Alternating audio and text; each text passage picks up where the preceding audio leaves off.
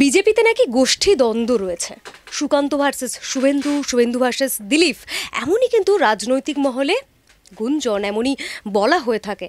তাছাড়া তো জেলায় জেলায় রয়েছে গোষ্ঠী কোন দল, এমন অনেক খবর হামেশাই সামনে আসে। আমাদের সঙ্গে রয়েছেন সুদীপ্ত দাশগুপ্ত, বিশিষ্ট আইনজীবী। তার সঙ্গে কথা বলবো রাজনীতির কথা। আজকে সরাসরি কোনো মামলা মোকদ্দমা নিয়ে নয়, রাজ্যের প্রধান বিরোধী দল, কিন্তু সেই বিরোধী দলের মধ্যেই নাকি অনেক গোষ্ঠী কোন দল রয়েছে রাজনৈতিক মহলে, এমন আলোচনা হয়ে থাকে।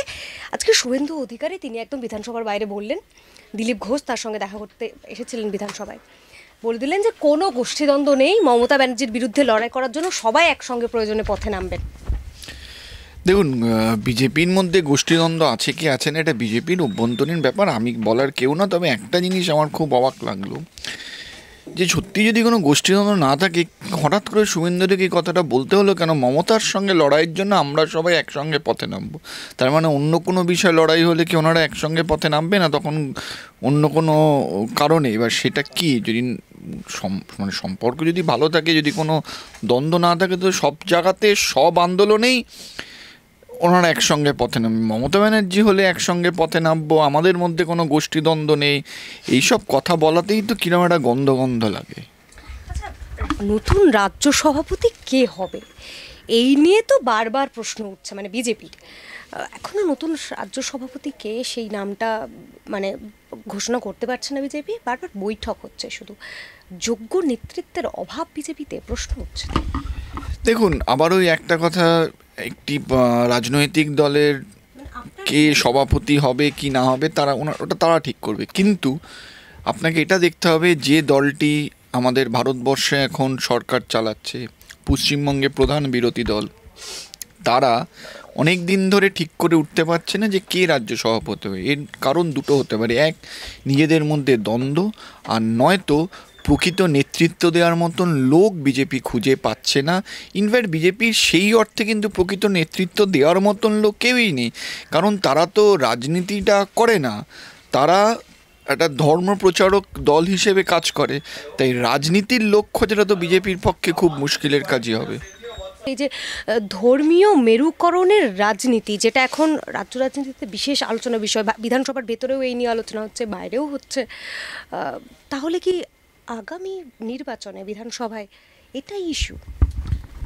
পশ্চিমবঙ্গের দুর্ভাগ্য, পশ্চিমবঙ্গবাসীর দুর্ভাগ্য যে নির্বাচনের বিষয়বস্তু হচ্ছে রাজনীতি, ধর্ম।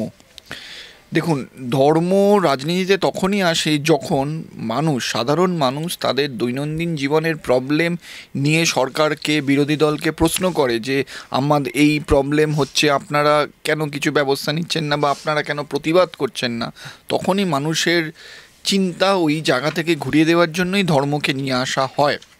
এবং এটা ঘটনা আপনি যদি দেখেন, এটাতে আরও বেশি পরিষ্কার যে কেন আজকে বিজেপিকে আমরা বলি তৃণমূল আর বিজেপি এক, বা তৃণমূল, বিজেপির বি টিম হচ্ছে তৃণমূল। কারণ আজকে আরএসএসের যে আইডিওলজি, সেই আইডিওলজি কিন্তু বেসিক্যালি তৃণমূল কাজ করছে। আজকে বিজেপি বলছি হিন্দু হিন্দু ভাই ভাই, তখনই আমরা দেখছি মুখ্যমন্ত্রী প্রায় একেবারে হিজাবের মতন পরে যাচ্ছে। এতে কি হচ্ছে? এতে কিন্তু আলটিমেটলি আজকে একজন মুখ্যমন্ত্রী বলুন বা বিরোধী দলনেতা বলুন, যেই বলুন, সে যে কোনো ধর্মস্থানে যেতে পারে, তাতে কোনো আপত্তি নেই।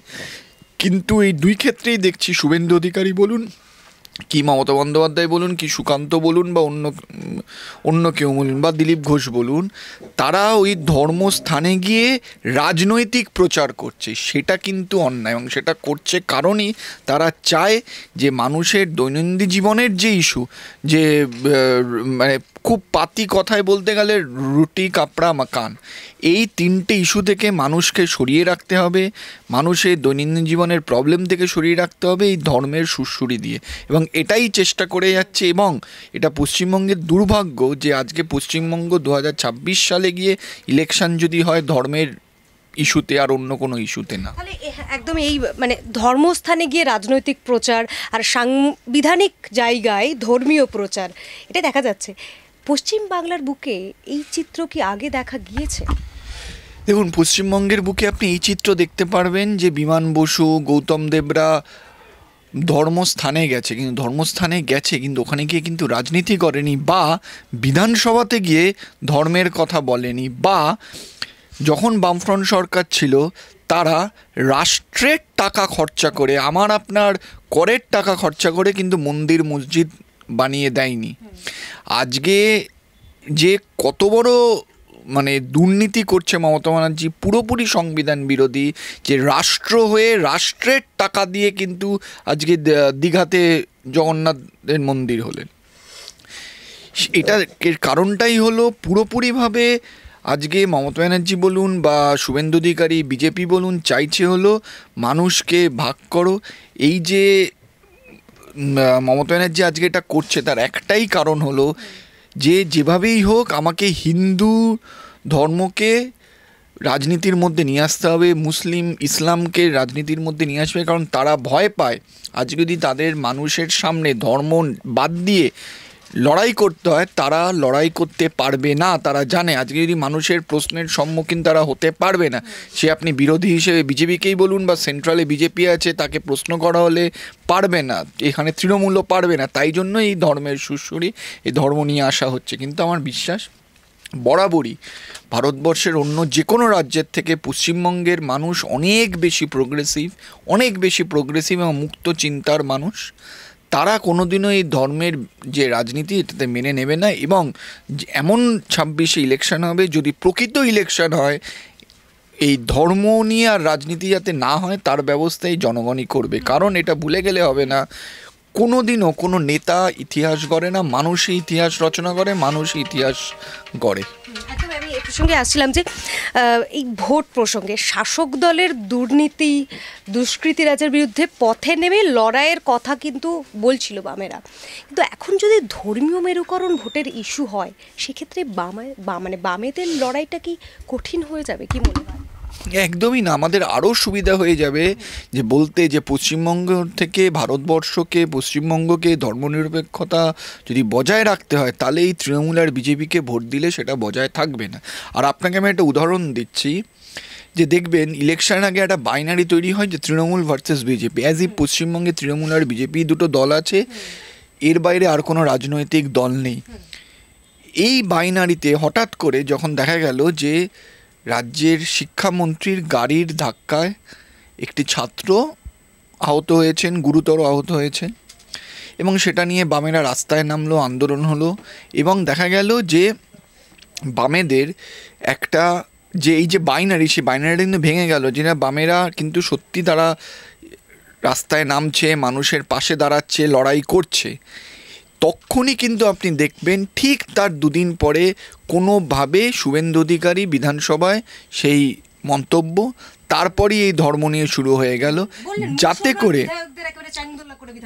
বললাম তো তাতে করে কি হলো, এই যে মেন ইস্যু যে একজন শিক্ষামন্ত্রী, একজন কনস্টিটিউশনাল পোস্ট হোল্ডার, তার গাড়িতে একজন ছাত্রকে ওপর দিয়ে গাড়ি চলে গেল, এই যে ইস্যুটা, এই যে মর্মান্তিক ঘটনাটা একজন রাষ্ট্রর দ্বারা এটা হচ্ছে, সেটা কিন্তু ধামাচাপা পড়ে গেল, এবং ধামাচাপা দিল কে? তৃণমূল এবং বিজেপি।